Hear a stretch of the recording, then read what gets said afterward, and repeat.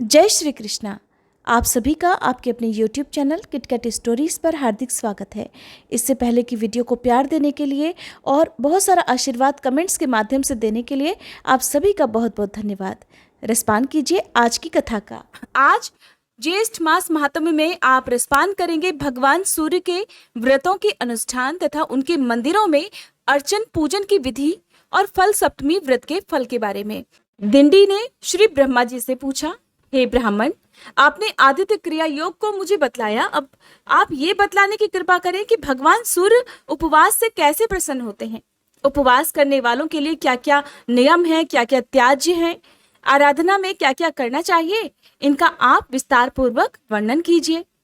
दिंडी की बात सुनकर श्री ब्रह्मा जी इस प्रकार बोले कि हे दिंडिन, भगवान सूर्य पुष्प आदि द्वारा पूजन करने से ही प्रसन्न हो जाते हैं और उत्तम फल देते हैं। पापों से रहित होकर सद्गुणों का आश्रय ग्रहण कर सभी भोगों का परित्याग करना ही उपवास कहलाता है। अतः ऐसे उपवास से क्यों नहीं मनोवांछित फल प्राप्त होगा।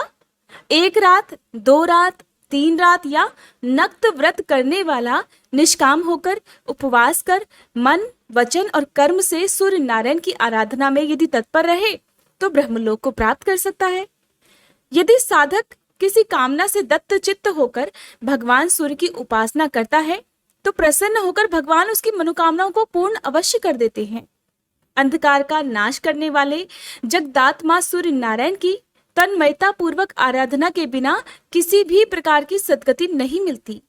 अतः पुष्प, धूप, चंदन, नैवेद्य आदि से भक्ति पूर्वक सूर्य की पूजा और उनकी प्रसन्नता के लिए उपवास करना चाहिए। उत्तम पुष्प के न मिलने पर वृक्षों के कोमल पत्ते अथवा दुर्वांकुर से ही पूजन कर लेना चाहिए।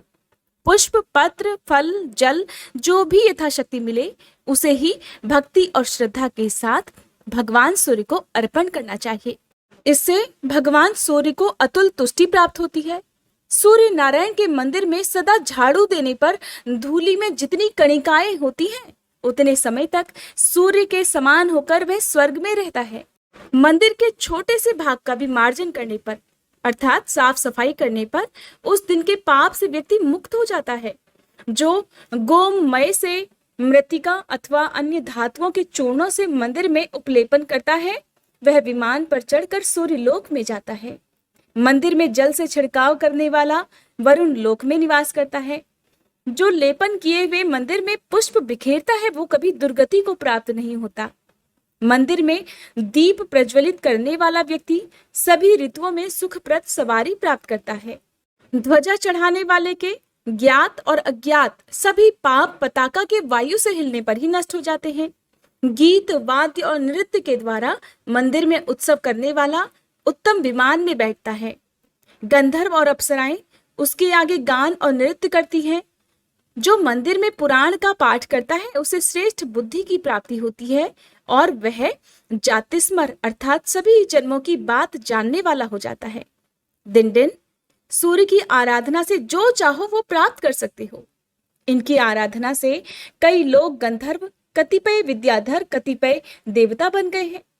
देवराज इंद्र ने इनकी आराधना से ही इंद्रपद प्राप्त किया है। ब्रह्मचारी, गृहस्थ और वानप्रस्थ और स्त्रियों के ये ही उपास्य हैं। जितेंद्रीय सन्यासी भी इनके अनुग्रह से ही मुक्ति को प्राप्त होते हैं क्योंकि ये ही मोक्ष के द्वार भी हैं। इस तरह सभी वर्ण और आश्रमों के आश्रय और परम गति भगवान सूर्य ही हैं। हे दिनदिन, अब मैं काम्य उपवास और फल सप्तमी का वर्णन करता हूँ। फल सप्तमी का व्रत करने से सभी प्रकार के पाप नष्ट हो जाते हैं और सूर्य लोक की प्राप्ति होती है। भाद्रपद मास की शुक्ल चतुर्थी को अयाचित व्रत कर पंचमी को एक बार भोजन करें। षष्ठी को जित क्रोध जितेंद्रिय होकर पूर्ण उपवास करें और फिर भक्ति के साथ सभी सामग्रियों से सूर्य नारायण की पूजा करें। रात में भगवान सूर्य के सम्मुख पृथ्वी पर शयन करें। सप्तमी को सूर्य भगवान का ध्यान करते हुए प्रातः उठकर स्नान पूजन करें और खजूर, नारियल, आम, मातुलुंग आदि नैवेद्यों का भोग लगाए और ब्राह्मणों को दे तथा स्वयं भी प्रसाद के रूप में उन्हें ग्रहण करे। यदि ये फल ना मिले तो शाली अर्थात चावल का या गेहूं का आटा लेकर उसमें गुड़ मिलाएं और घी में पकाकर उनका ही भोग भगवान सूर्य को लगाएं। फिर हवन कर ब्राह्मणों को भोजन कराएं। इस प्रकार 1 वर्ष तक सप्तमी का व्रत कर अंत में उद्यापन करें। गोमूत्र, गोमय, गोदुग्ध, दही, घी, कुश का जल, श्वेत मृतिका, तिल और सरसों का उबटन, दूर्वा, गौ के सींग का जल, चमेली के फूल का रस, इनसे स्नान करें और इनसे ही प्राशन करें। ये सभी पापों का हरण करने वाले हैं। सभी प्रकार के फल, भूमि, धान्य युक्त भवन, बछड़े के साथ गौ, विद्रुम के साथ ताम्रपात और श्वेत वस्त्र ब्राह्मणों को दे। जो शक्ति संपन्न हो वह चांदी अथवा आटे के पेष्टक, फल तथा 2 वस्त्र दे। सोना, रत्न और वस्त्र आचार्यों को दे। ब्राह्मणों को भोजन कराएं। इस प्रकार व्रत को संपन्न करें। ये फल सप्तमी का विधान कहा गया है। यह अतिशय पुण्यमयी सप्तमी सभी पापों का नाश करने वाली है। इस दिन उपवास कर मनुष्य सूर्य लोक को प्राप्त करता है। वहां देव, गंधर्व और अप्सराओं के साथ पूजित होता है। इस व्रत को जो करता है वह पाप, दरिद्रता और सभी प्रकार के दुखों से मुक्त हो जाता है। इस व्रत के करने से ब्राह्मण मुक्ति, क्षत्रिय इंद्रलोक, वैश्य कुबेर लोक में निवास करता है। शूद्र इस व्रत के प्रभाव से द्विजत्व को प्राप्त कर लेता है। पुत्रहीनों को पुत्र की प्राप्ति होती है। दुर्भगा सौभाग्यशालिनी होती है और विधवा नारी अगले जन्म में वैधव्य प्राप्त नहीं करती। इस फल सप्तमी को समस्त वांछित पदार्थों को प्रदान करने वाली चिंतामणि के समान समझना चाहिए। इस फल सप्तमी की कथा के श्रवण अथवा व्रत करने वाले की सभी इच्छाएं पूर्ण हो जाती हैं। अब जानिए रहस्य सप्तमी व्रत के दिन त्याज्य पदार्थ का निषेध तथा व्रत के विधान और फल के बारे में। श्री ब्रह्मा जी कहने लगे, दिन दिन अब मैं रहस्य सप्तमी व्रत का विधान कह रहा हूँ। इस व्रत के करने से अपने से आगे आने वाली 7 पीढ़ी तथा पीछे की भी 7 पीढ़ी के कुलों का उद्धार हो जाता है। जो इस व्रत का नियम से पालन करता है उसे धन, पुत्र, आरोग्य, विद्या, विनय, धर्म तथा अप्राप्य वस्तुओं की भी प्राप्ति हो जाती है। इस व्रत के नियम इस प्रकार हैं। सब में मैत्री भाव रखते हुए भगवान सूर्य का चिंतन करता रहे। मनुष्य को व्रत के दिन न तेल का स्पर्श करना चाहिए, न ही नीला वस्त्र धारण करना चाहिए और न ही आंवले से स्नान करना चाहिए और किसी से कलह तो बिल्कुल ही नहीं करनी। इस दिन नीला वस्त्र धारण करके जो सत्कर्म करता है वह निष्फल हो जाता है। जो ब्राह्मण इस व्रत के दिन एक बार नीला वस्त्र धारण कर ले तो उसे उचित है कि स्वयं की शुद्धि के लिए उपवास करके पंचगव्य प्राशन करे, तभी वह शुद्ध हो सकता है। यदि अज्ञानवश नील वृक्ष की लकड़ी से कोई ब्राह्मण दंत धावन अर्थात दातुन कर लेता है तो वह 2 चंद्रायण व्रत करने से ही शुद्ध हो सकता है। और इस दिन रोमकूप में नीले रंग के प्रवेश करने मात्र से ही 3 कृच्छ चंद्रायण व्रत करने से शुद्धि संभव है।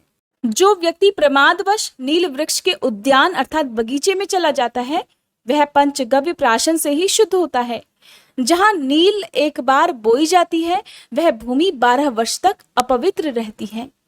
रहस्य सप्तमी व्रत के दिन जो तेल का स्पर्श करता है उसकी प्रिय भार्या नष्ट हो जाती है, अतः तेल का स्पर्श नहीं करना चाहिए।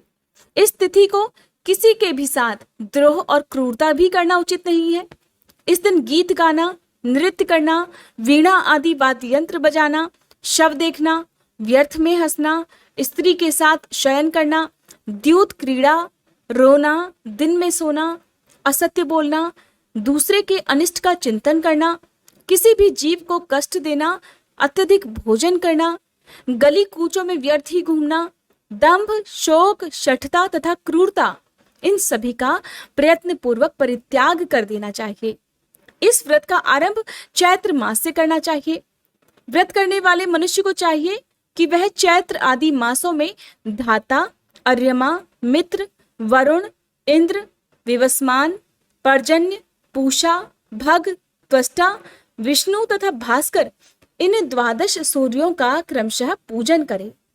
प्रत्येक सप्तमी के दिन भोजक ब्राह्मण को घी के साथ भोजन कराकर उसे घी सहित पात्र, 1 माशा स्वर्ण और दक्षिणा दान में देनी चाहिए।